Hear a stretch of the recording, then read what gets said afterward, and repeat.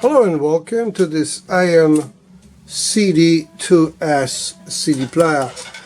In reality it looks something like that, okay, and at the back it looks like that. So it has a balanced output and it has also an input which is only here on digital in on RCA, and an ASEBU and SPDIF outputs there.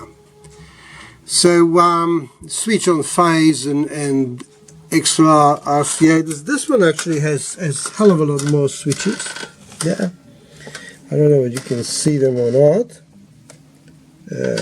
but maybe you can stop the video and see what they are. They're self-explanatory. There's no magic there. Well, this is one of those things that I hate with passion.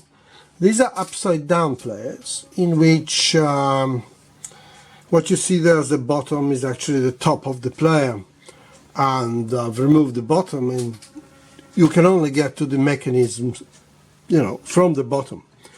Now this player has been, I think, audiophiled. Now this is a clamp and it's sizable and all that. However, this is all for show. The actual clamp, the pack, is that little bit of plastic there. Okay. And of course, what would audiophile do faced with such a flimsy plastic thing? Would put something stronger on it, heavier. And of course that would push in a turntable, which is only press fit, and this thing no longer would work, because mechanically it does not engage with the clamp anymore, and of course it won't spin, it won't read. The mechanism that we have in here is the DVD make called Stream Unlimited. To me it looks like a take on a Philips mechanism, but it has a, that's the problem with I'm facing now, this looks like a Hall effect motor. And the reason I say it is a problem is that it's held on two screws at the back, and in here on rubber grommets at the front of the mic. So in order to get to those screws you have to take out a tube board. For those who are interested, these are Soviet tubes, Sovtek, made in USSR, and there are 6N30P-EV, or, you know, English people will say 6H30, well, there's no such letter, but it's P, Russian P, and then EB, but it's EV in Russian, or from what I remember from my school days and learning Russian.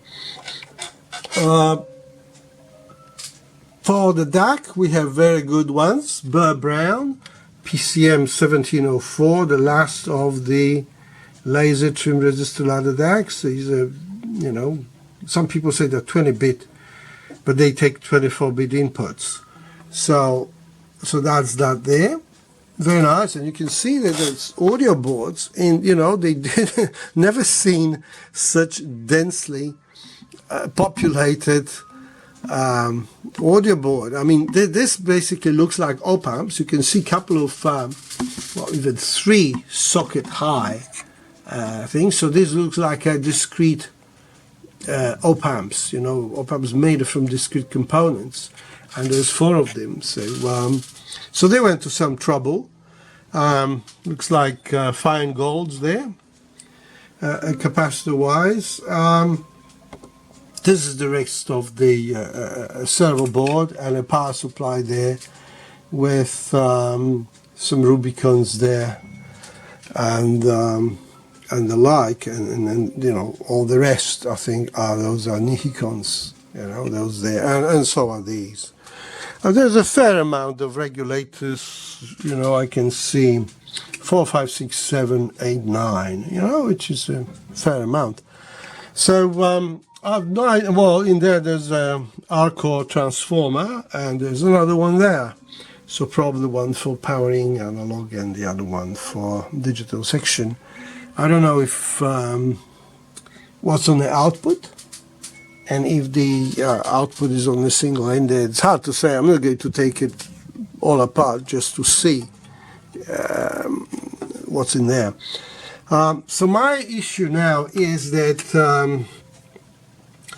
to remove this mechanism, as you see, I've done already a fair bit, but I can't take it out because this being what I think it is, well, unless that is the power to it, but I think it might be one of those ribbons from the Hall effect motor, because normally those cheap Mabuchi motors have a couple of lugs there which are not present. So it could be that it's actually plugged into that board. So to do anything, I'll have to now remove the whole whopping audio board, and you can see how many connectors are on it. I mean, this is hours and hours of work just to get to the mechanism. So people tell you, oh, they can't do it because the mechanism is not available, this or that. Mostly, they just don't want to work on it. You know, I've never, oh, this is the first time I see Stream Unlimited in action, because I tend to stay away from them. But it's probably a laser head is from some other maker that they just put in there. But nothing extraordinary. I mean, I've heard big stories, you know, how they're going to revolutionize, you know, CD transport. It's just cheap common guard and no different to, you know, Philips CDM-12 series things. Or at least doesn't look like anything more than that, but it is a DVD, got DVD and CD potentiometers there.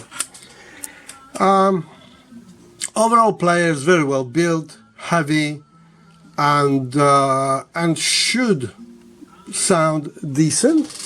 I haven't tried it. Originally, I had difficulties turning it on because there's a power switch there, but of course it's underneath. And I looked around and I could find nothing, and then moved my hand there, and there it was. So just to show you, you know, how complex they are to work on, even though the fault is probably trivial, but, well, it's very hard to get to it. Well, that's about all, folks, and till the next one. Bye-bye.